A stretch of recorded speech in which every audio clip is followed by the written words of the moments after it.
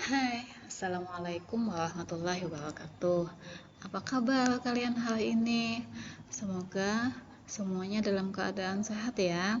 Oke, nah bab ini adalah materi pembelajaran kelas 7. Sekarang kita memasuki semester 2 ya. Nah, bab yang pertama yang akan kita pelajari itu adalah tentang sistem organisasi kehidupan. Ya, oke. Sebelum kita memulai pelajaran ini, marilah kita berdoa. Ya. Berdoa mulai.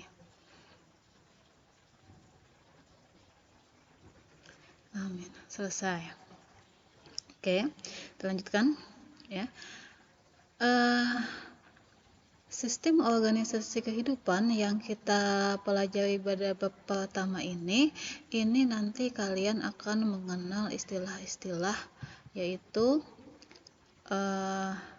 sistem hierarki biologi, ada sel, jaringan, organ, sistem organ, dan organisme. Nah, adapun kompetensi dasar yang ingin dicapai yaitu mengidentifikasi sistem organisasi kehidupan mulai dari tingkat sel sampai organisme dan komposisi utama penyusun sel. Yang kedua, itu kompetensi yang ingin dicapai itu adalah membuat model struktur sel tumbuhan dan sel hewan.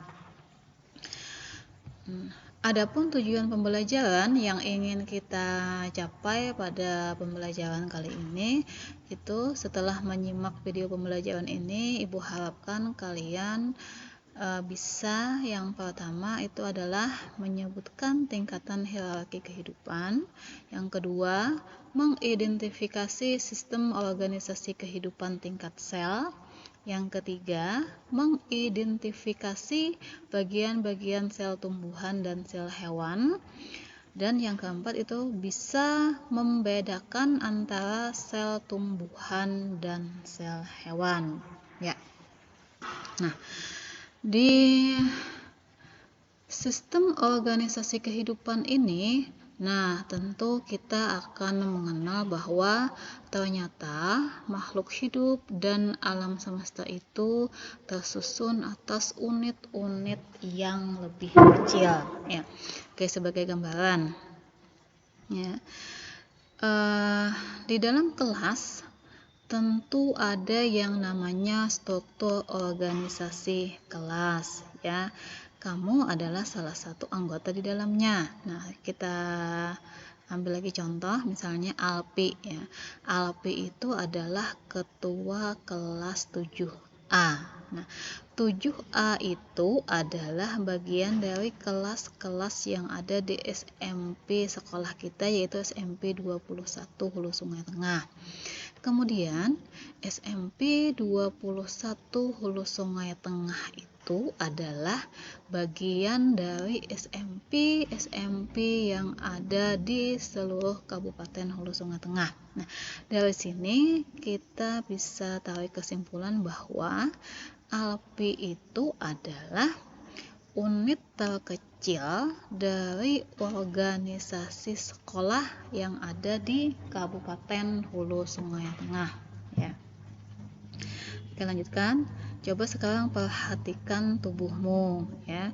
Apa kira-kira bagian tubuhmu yang memiliki bagian-bagian yang lebih kecil? Nah, kira-kira apa nama unit terkecil dari bagian tubuhmu? Ya, ada yang tahu, Nak? Oke, sekarang untuk menjawab pertanyaan itu, kita perhatikan gambar berikut. Nah, di sini ada gambar organisasi kehidupan. Nah, perhatikan ya. Nah, bagian terkecil dari organisasi kehidupan itu disebut dengan istilah sel. Nah, kumpulan dari sel itu nanti akan membentuk yang namanya jaringan. Nah, jaringan ini nanti akan membentuk yang namanya organ. kumpulan dari organ itu akan membentuk yang namanya sistem organ.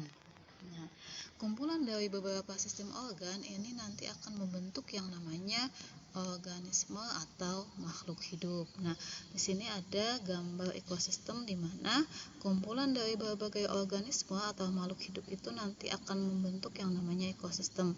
Di sini ada gambar harimau, ada gambar rusa, ada tumbuhan tingkat tinggi yang semuanya berinteraksi membentuk ekosistem. Oke. Ya. Jadi tingkatan-tingkatan ini semua disebut dengan istilah hierarki biologi, ya. Jadi kesimpulannya, hierarki biologi itu adalah urutan unit-unit hierarki atau tingkatan-tingkatan yang ada di dalam struktur organisasi kehidupan. Tuh, oke. Kita lanjutkan. Nah, di sini bagian terkecil dari suatu makhluk hidup tadi disebut dengan istilah sel. Pengertian sel itu sendiri adalah unit struktural dan fungsional terkecil dari makhluk hidup. Nah, dijelaskan di sini, sel disebut sebagai unit struktural karena sel itu tidak dapat dibagi-bagi lagi menjadi bagian yang lebih kecil, dan dia itu bisa berdiri sendiri. Kemudian sel itu disebut sebagai unit fungsional karena sel itu bisa melakukan fungsi kehidupan. Misalnya, ya, sel itu bisa menghasilkan energi, kemudian dia bisa bereproduksi, ya, bisa berkembang biak maksudnya. Kemudian sel itu sendiri bisa tumbuh dan berkembang gitu. Kemudian sel itu berdasarkan jumlahnya sel itu bisa dibedakan menjadi yang namanya uniseluler dan multiseluler. Nah, uniseluler itu, uni itu satu, seluler itu sel, berarti ini adalah hewan bersel satu. Nah, ini ada pada amoeba, paramecium, dan euglena. Kalau multiseluler itu adalah hewan yang memiliki banyak sel. Multi itu banyak, jadi hewan yang memiliki banyak sel. Ini contohnya adalah tumbuhan, hewan, dan termasuk kita manusia. Nah, kemudian berdasarkan strukturnya, sel itu bisa dibagi menjadi dua, itu ada yang namanya prokaryotik dan eukaryotik. Nah, yang dimaksud dengan sel prokaryotik itu adalah dia tidak mempunyai membran inti. Maksudnya di sini adalah bahwa organel-organel sel itu langsung kontak dengan sitoplasma atau cairan sel. Ya, tidak mempunyai membran inti, ya. Nah, ini strukturnya lebih sederhana. Ini dimiliki oleh bakteri dan ganggang hijau biru.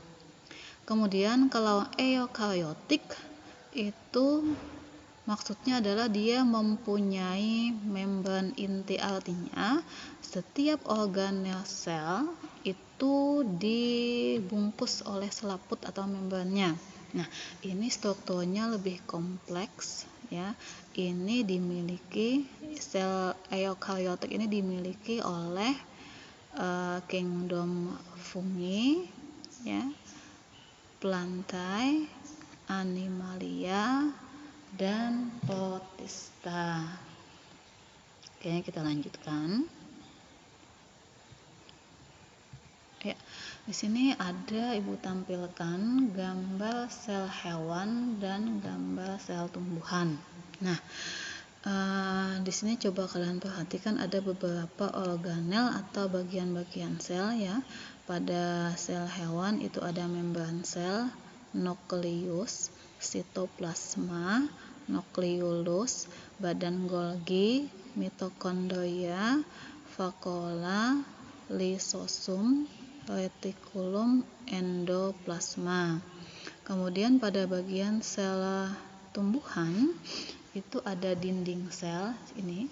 Kemudian membran sel, ada kloroplasma atau plastida, ada nukleolus, ada retikulum endoplasma, ini ada yang kasar, ada yang halus. Kemudian ada nukleus, ada mitokondria, ada vakuola, ini yang besar ini namanya adalah vakuola. Kemudian ada yang namanya badan Golgi. Coba anak-anak tolong disimak ya, diperhatikan. Ada beberapa bagian atau organel pada sel hewan yang tidak dimiliki oleh sel tumbuhan. Begitu juga sebaliknya, ada beberapa organel sel pada sel tumbuhan yang tidak dimiliki oleh sel hewan. Nah, ini nanti ada pada LKPD yang Ibu berikan. Nah, selanjutnya di sini Ibu tampilkan nama-nama bagian sel ya. Nih. Kemudian ada tidaknya pada tumbuhan atau hewan dan fungsinya yang pertama itu adalah dinding sel. Dinding sel ini tidak dimiliki oleh hewan tetapi ada pada tumbuhan. Ini sini fungsinya adalah untuk membentuk dan melindungi isi sel. Yang kedua, membran atau selaput sel itu pada hewan dan tumbuhan kedua-duanya ada. Itu fungsinya adalah untuk mengatur keluar masuknya zat dan membungkus isi sel. Yang ketiga ada inti sel. Nah, inti sel ini mengatur atau mengendalikan semua aktivitas sel. Nah, inti sel ini diibaratkan sebagai otaknya dari sel ya. Nah, yang berikutnya ada plastida atau kloroplas. Ini tidak dimiliki oleh hewan tetapi dia dimiliki oleh tumbuhan karena fungsinya itu adalah untuk fotosintesis. Yang kelima ada vakuola. Vakuola ini pada hewan tidak ada, pada tumbuhan ada. Ini fungsinya adalah menyimpan berbagai zat, misalnya ada air, ya, zat makanan ataupun zat sisa. Nah, kita perhatikan slide untuk vakuola. Vakuola ini dikatakan pada sel hewan itu tidak ada, pada tumbuhan itu ada. Ada beberapa referensi yang menyebutkan seperti itu, tetapi pada gambar ini pada sel hewan itu vakuolanya ada, tapi kecil, sedangkan pada tumbuhan ini vakuolanya besar, pada hewan kecil ya. Nah, tapi ada yang menyatakan itu tidak ada. Oke. Ya, kita lanjut. Yang nomor 6 itu mitokondria. Kedua-duanya ada pada hewan dan tumbuhan, itu untuk pembentukan energi untuk keperluan sel. Yang keenam ada lysosum. Ini pada tumbuhan tidak ada ya. Nah, ini fungsinya adalah untuk mendaur ulang benda-benda asing yang terdapat di dalam sel. Yang kedelapan ada badan Golgi atau kompleks Golgi istilahnya. Ini kedua-duanya ada, baik itu pada tumbuhan ataupun hewan. Ini fungsinya adalah untuk membantu pembentukan protein ya, mengeluarkan zat untuk keluar dari sel. Yang berikutnya ada retikulum endoplasma. Ini kedua-duanya dimiliki. Nah, ini fungsinya adalah tempat melekatnya ribosum dan tempat sintesis protein. Yang ke-10 ada yang namanya ribosum. Ini kedua-duanya ada. Ini sebagai tempat sintesis protein. Yang nomor 11, yang ke-11 itu ada pada hewan ya. Pada tumbuhan tidak memiliki. Ini adalah fungsinya untuk tempat proses pembelahan sel. Nah, kita kembali ke gambar sel tumbuhan dan sel hewan. Tadi disebutkan ada yang namanya bagian ribosum. Ribosum itu di sini tidak ada ditampilkan, lah. Nah, di sini tetapi ribosum itu ada pada retikulum endoplasma. Di retikulum endoplasma ini melekat yang namanya ribosum yang bintik-bintik hitam ini. Nah, di situ ya. itu letak dari ribosom di mana dia melekat pada retikulum endoplasma. Nah, tadi fungsinya adalah untuk sintesis protein. Oke. Ya, lanjutkan.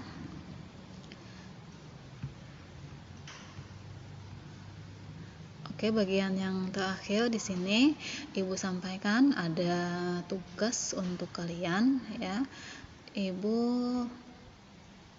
tolong kerjakan, ada LKPD yang diberikan itu tentang fungsi organel-organel sel dan perbedaan antara sel hewan dan sel tumbuhan yang sudah Ibu jelaskan tadi. Nah, dari pembelajaran kita hari ini dapat disimpulkan tadi bahwa yang namanya hierarki kehidupan itu adalah urutan atau tingkatan-tingkatan yang ada dalam sistem organisasi kehidupan. Kemudian sel itu memiliki banyak organel di mana dia memiliki fungsinya masing-masing. Di samping itu juga antara sel hewan itu dengan sel tumbuhan terdapat perbedaan yang bisa kalian lihat pada slide ini, dan nanti pian kerjakan kembali di LKPD supaya lebih paham tentang perbedaan antara sel tumbuhan dan sel hewan ya. Oke. Demikianlah pembelajaran kita hari ini. Nah, salah khilafnya Ibu mohon maaf. Ibu ucapkan terima kasih atas perhatian kalian. Ibu ucapkan selamat mengerjakan, dan Ibu berpesan kepada kalian jangan lupa untuk tetap menjaga jarak, kemudian rajinlah mencuci tangan, dan tetaplah menggunakan masker situ. Oke.